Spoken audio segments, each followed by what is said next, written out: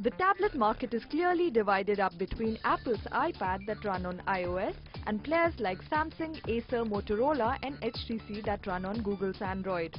The only exception is BlackBerry's Playbook, which runs on QNX OS. In terms of the Android tablets, most new offerings like Motorola's Zoom, Acer's Iconia and the Samsung's new generation of tabs run on the latest Android 3.1 Honeycomb OS. HTC's Flyer works on the Android 2.3 Gingerbread. The old generation Samsung 7-inch tab runs on Android 2.2. Apart from operating system, some of the other parameters to keep in mind while buying a tablet are form factor, performance and ease to use, connectivity and economy. In terms of form factor, first up is the screen size. Motorola Zoom, Acer Iconia and the latest Samsung offerings have the biggest screen with 10.1 inches, which may give you a good browsing experience but is not pocketable. If a tablet that fits in your pocket is what you're aiming for, then BlackBerry Playbook, HTC Flyer and the old generation Samsung Tab all fall in the category of 7 inches.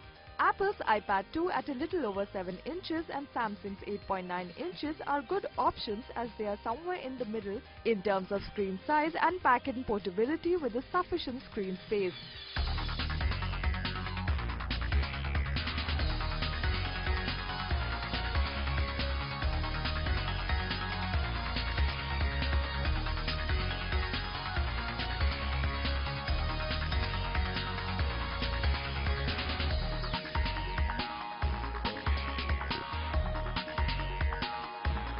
Coming to performance and ease of use, iPad 2 boasts of front and rear camera, FaceTime video chat, a faster processor and 3G options. It has the easiest user interface which you take to quite intuitively. Simplicity that Android still needs to crack. The biggest disadvantage that Playbook has that some main features and apps are only available when paired with a BlackBerry phone. Though there are some cool apps in it and the Playbook's best app is its browser. The browser is clean slate and websites respond to it like a desktop browser. Playbook is just the right tablet for people with attention deficit disorder.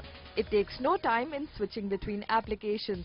The Motorola Zoom on the other hand performs everyday tasks such as gaming, browsing, email more like the first generation iPad. In terms of specs, Acer Iconia A500 looks quite closer to Zoom, but here the HD videos don't play properly. The most fascinating feature of HTC Flyer is the digital pen. It's used to scribble detailed notes, highlight text, sign digital documents and create multicolored drawings. But any navigation, page scrolling, app launching still requires your fingers. Google's excellent core apps are in it, but you will have to find your own video chat software for this. The included Google app isn't the same video-enabled chat included in Honeycomb. The 7-inch Samsung Galaxy Tab works well as an e-book reader because of its size. But to view some apps, especially when you have to edit some documents, the screen size is a problem. And as far as Samsung's 8.9 and 10.1 are concerned, apart from being the thinnest tabs in the market right now, the high point of the tabs is the TouchWiz interface. One of the things that you would want to keep in mind while buying a tab is whether it has 3G, which also affects the price. HTC Flyer, BlackBerry and Acer Iconia don't have 3G. If you're looking for the most affordable tablet, then Samsung old version right now is the lightest on the pocket, but it runs the old generation Android. BlackBerry Playbook is competitively priced to iPad and Samsung's latest offering, but you need to invest in a BlackBerry phone to realize the full potential of the tablet. But with not too many apps to play with, Playbook may be less attractive for a non-enterprise user. Acer's Iconia also come in the under 30K price bracket. But in case of Acer, you don't get 3G, though it is the only tablet to boast of features like full-fledged USB and HDMI ports. Motorola Zoom is expensive and Android 3.0 still has a long way to go. But with Google, you can expect updates on a regular basis. At Rs 39,890, the Flyer is small, thick and pricey and isn't running Google's Android 2.3 tablet OS.